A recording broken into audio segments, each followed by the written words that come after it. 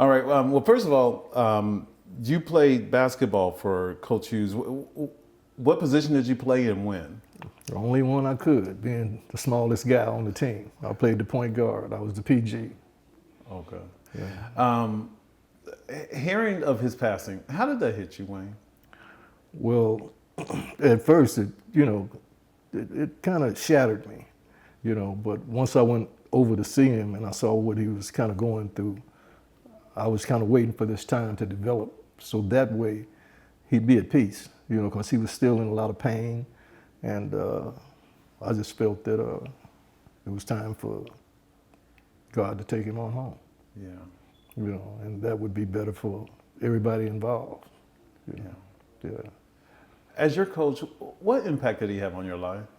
Oh man, a little bit of everything. I met Coach when I was 11 years old, and that was my last year in grammar school. And when I met him, the first thing that came about after he allowed me to come in the gym, me and a couple of my neighbors, because we were little guys, and he was coaching the high school team at I Am Terrell, and he'd let us come in and watch, and I would always think, man, this guy here is crazy, but he was interesting, and he finally came up and asked, if us little midgets like basketball. I said, yes, sir. I said, can you play? Yes, sir. He said, well, I tell you what, we never get any big people in Texas. You got any big people? No, in Fort Worth. He said, you got any big kids that look like they're gonna be big? I said, yeah, we got one. I said, he's 11 years old. He wear about a 13 shoe. So, coaches, I always said he was the unknown comic because he always had a comeback for everything. And he said, 13, he said, shit, he's wearing a pair of skis. He named him Ski, and he kind of brought Ski and myself along together. His name was Ollie Ledbetter. He died some years back. Played with the Harlem Globetrotters for a while too, for about 4 seasons. And he kind of brought us along through his system. We were separated, but we were integrated into the high school, because after we get through practicing with the junior high, we go down to the high school gym and practice with them, and then we dressed for several different games, but we only played in one. And I really remember that one, because I didn't think that was gonna happen either. And like I said, I always felt he had a purpose involved for us, because he carried us so early. And he gave us that little extra lift by allowing us to be able to play with the seniors, and the high school team. So his impact with me was that, I found myself, being so impressionable, being young. I found myself, when I finally got a car, I'm driving like him. I'm even trying to talk like him. And I saw that everybody else had sayings and different presentations when they talked to people, just like Coach. So the impact he had was extraordinary. Plus, he was like a man's man.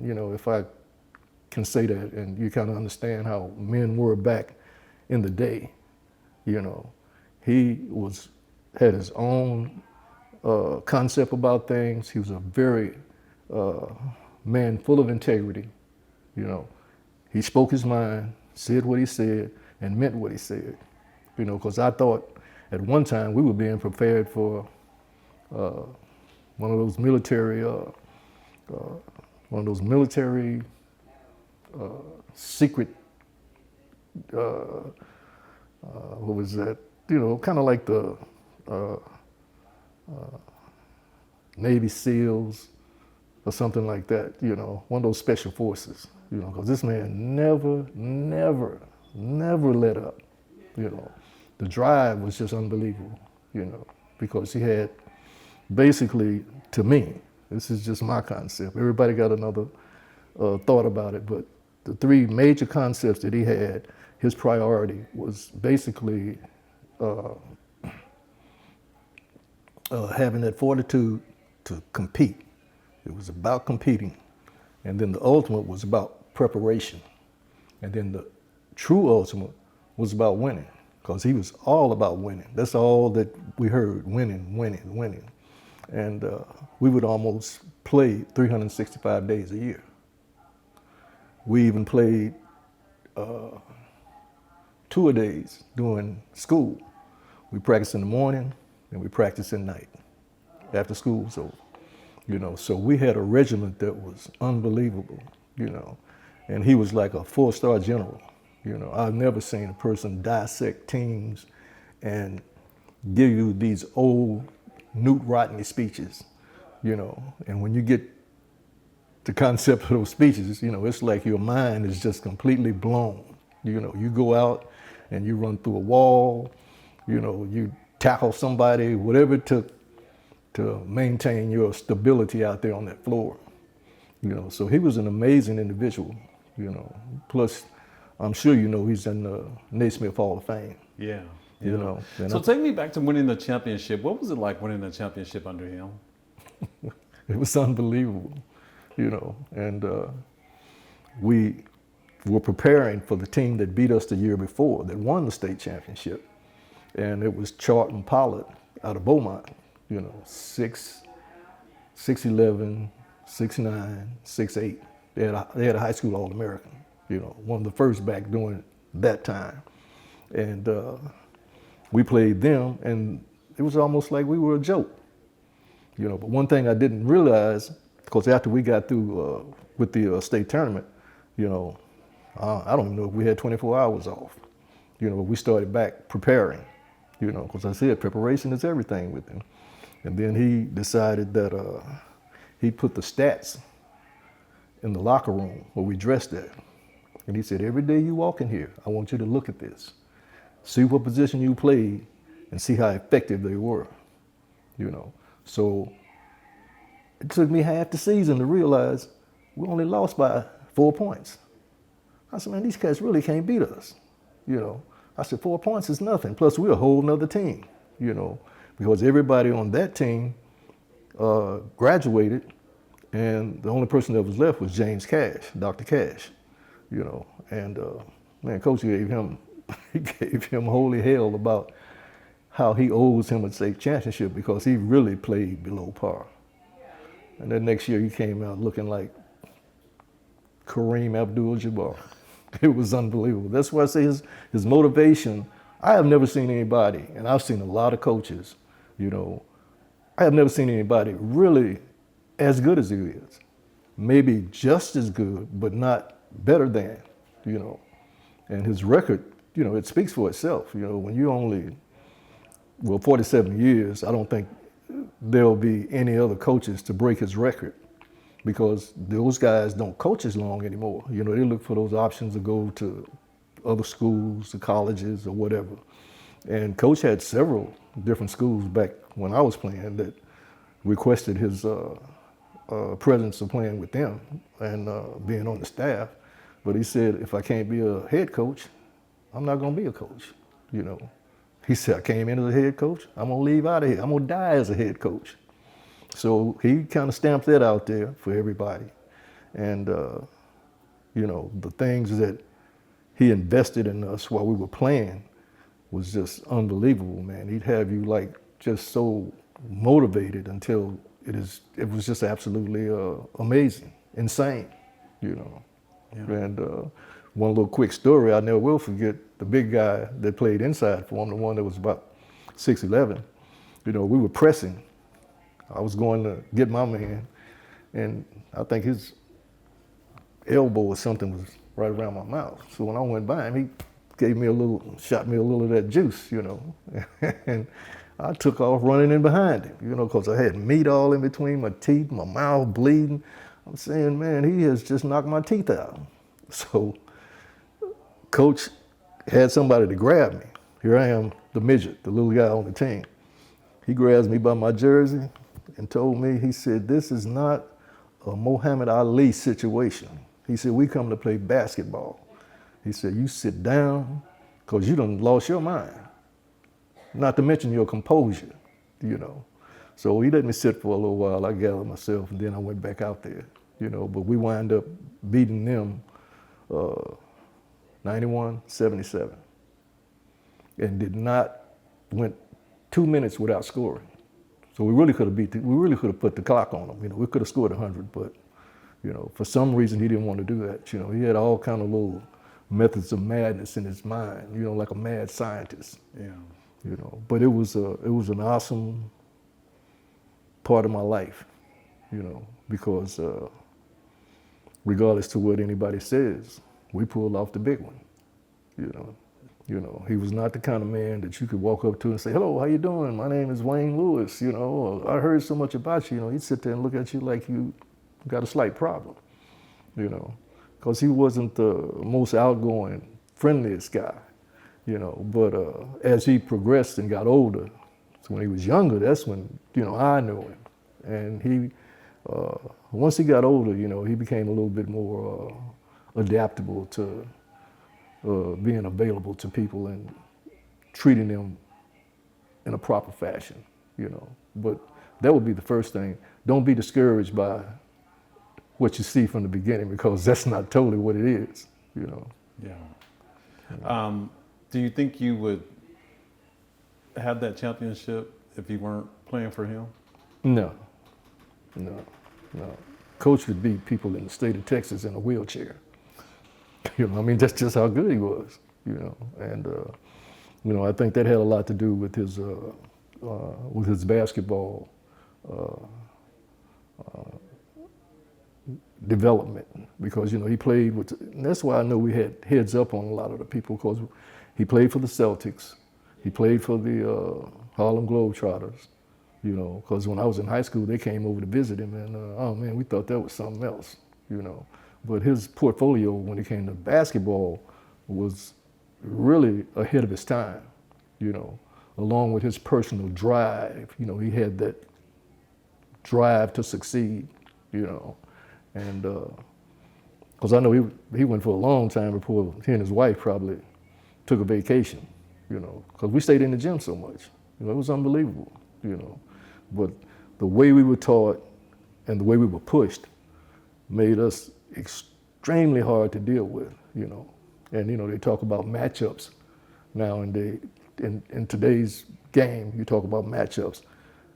We were hard to match up with, because the bottom line was, the biggest guy we had on the team was Dr. Cash, and he was 6'6".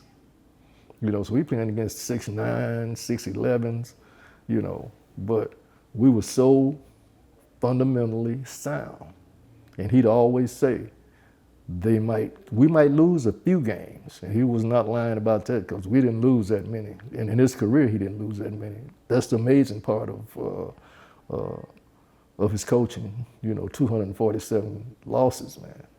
People probably thought we were back then playing with the Mexican Federales in the 5 foot and under league, But he was a force, and he would get out in front of us, and he'd walk us in, man, and walk us down that path, And he was all about winning, But it was all about winning the right way. Plus, he had a courtesy that he used, If he just wouldn't beat a team down to beat them down, If he had a team that wasn't really up to par, he'd play everybody, He wouldn't just put them in a jar and put the lid on it, So he had basketball courtesy, He was full of a lot of amazement, And that's what I figured out when I got to be a little older, because it took me to get to be a little older to digest some of that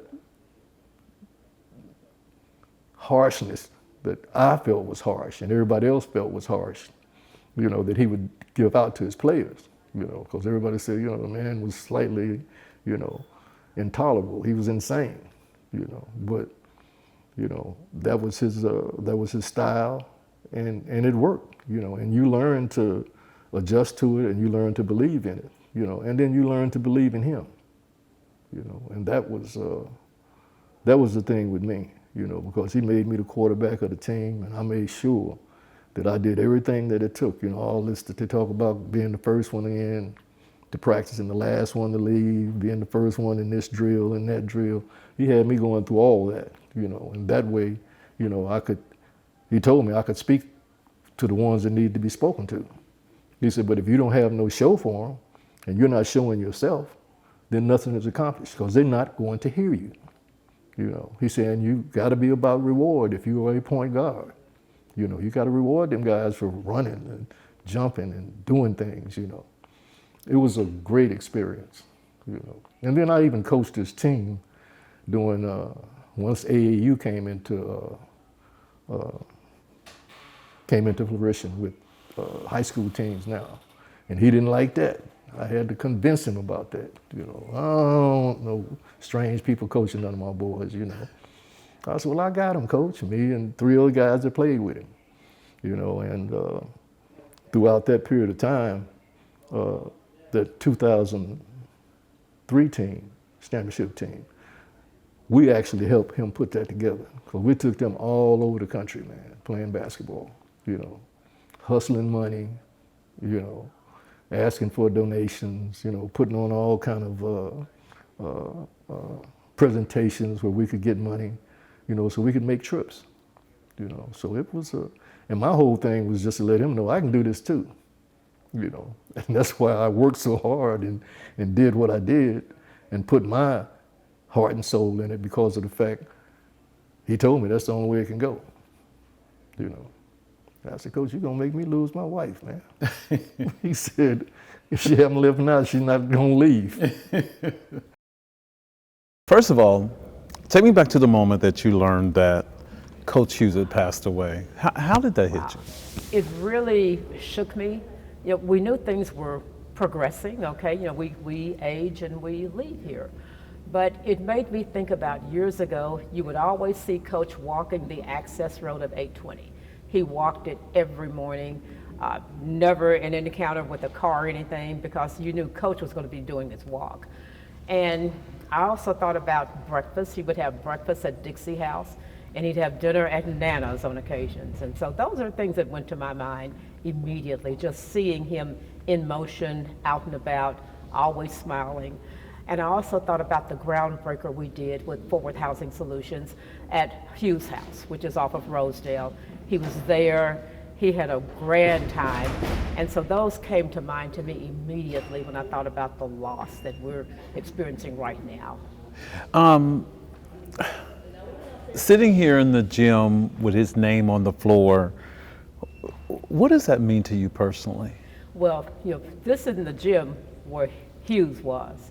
The gym was closer to Ramey. And when people came here, they were in Hughes House. And they knew they were in Hughes House. That's what we called it.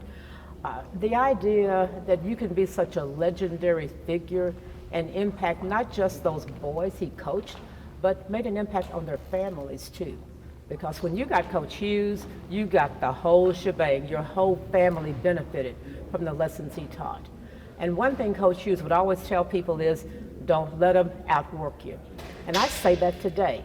I didn't play basketball, but anybody who was within earshot of Coach was going to learn something and be impressed.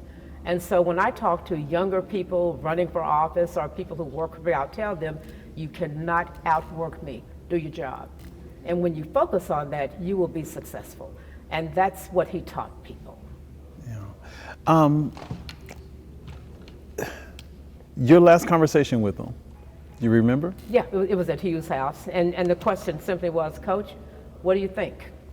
We do okay? Just looking at the space, okay? And he looked around and he just smiled. He wasn't talking a lot in terms of real communication, but it was very, very clear that he was pleased.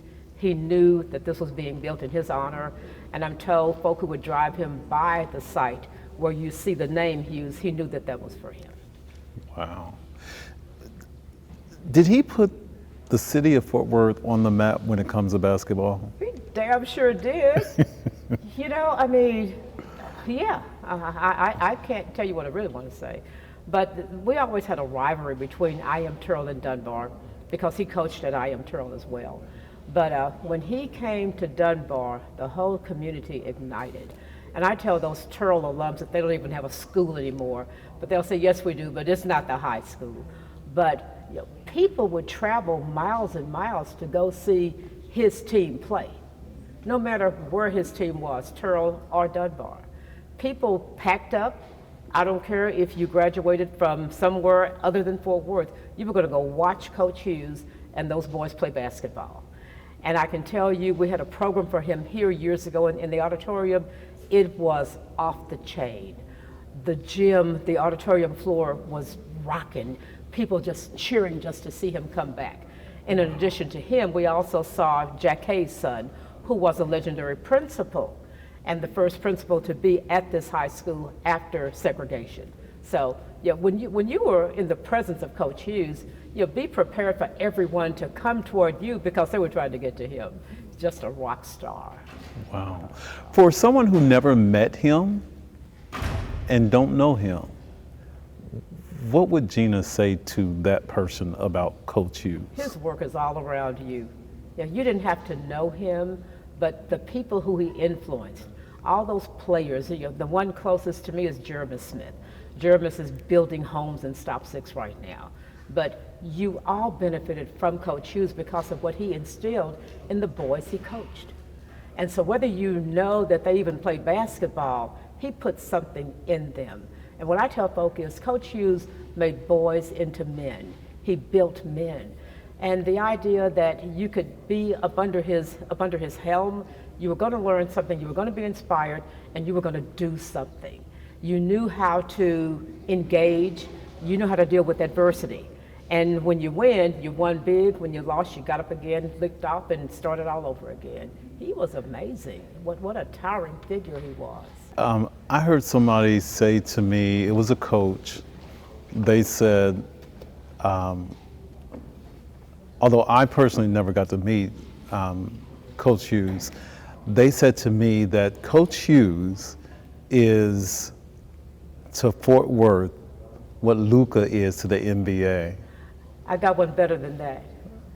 Coach Hughes is what Tom Landry was to the Dallas Cowboys. When Landry was around, you didn't have a whole bunch of stuff that we saw. You didn't see people getting arrested, or if you did, we didn't know about it. But there was a certain dignity that came for the Cowboys with Tom Landry. I was one of those first females to go into the locker room when they allowed women in the locker room. The players had threatened to drop their towels on us, but Coach Landry said, you will not do that. And so I look at that same kind of inspiration, leadership from Landry to Hughes. That's my comparison. Wow. Of course, there'll be a celebration of life. Yeah. For people attending his celebration of life, what does Councilwoman Bivens want the takeaway to be? Keep the vision going. Keep the lessons learned being shared. Focus on the desired outcome. Don't just live from day to day. Have a dream. Make it happen. Being a coach where Coach Hughes coached basketball, big shoes to fill? Yes, very big shoes. Yes, sir. When you heard of him passing, how did that hit you? It's one of those things like, just like when my father passed, because he was another father to me. So it hurt, and it's gonna hurt. So, but I was talking to one of the ex-players early this morning, and he just gave me shined a little light on me. He said, "We gotta do like Coach always say, hey, keep pushing." So yeah. What mark did he leave on your life? Oh man, I couldn't even imagine and tell you certain stories that things we went through together. How he used to stay on me. How he used to, now I can say it because he gone. How he used to pop me when I when I used to get in trouble. But he had a heck of an impact on my life. He was a father figure. You know, we had long talks that I talked to him about that I didn't talk to with anybody else. You know, when I was struggling at home with my father being incarcerated, that he coached, that he had a relationship with, all the way to, you know, old stories about when he coached my godfather and my father and just certain things, and just being a man, and when you come, you know, becoming a man, the things you need to do and not do. I'm hearing so much about Coach Hughes off court and the impact that he had on people that he didn't even coach. Does that surprise you? Oh no, not at all. He was a man of, he had a heck of and a big personality. And when he stepped in the room, you knew he was in the room. Like he was just that type of guy. It's like he demanded respect from all. When you walk in here and see his name on the floor, what does that mean to you? It means a lot knowing that I'm trying to fill his shoes and continue his legacy. So when I see it, it just makes me want to, you know, every time I walk in the gym, just put the work in and go hard, just like he did. You ever talk to your players about Coach Hughes? Yes, all the time. And it's so crazy that a lot of them don't even know the history of why they in the gym and what's going on. You know, they so far removed, but I let them see old tapes and things about him. I wish he was here because he would have a mouthful and some stories to tell them.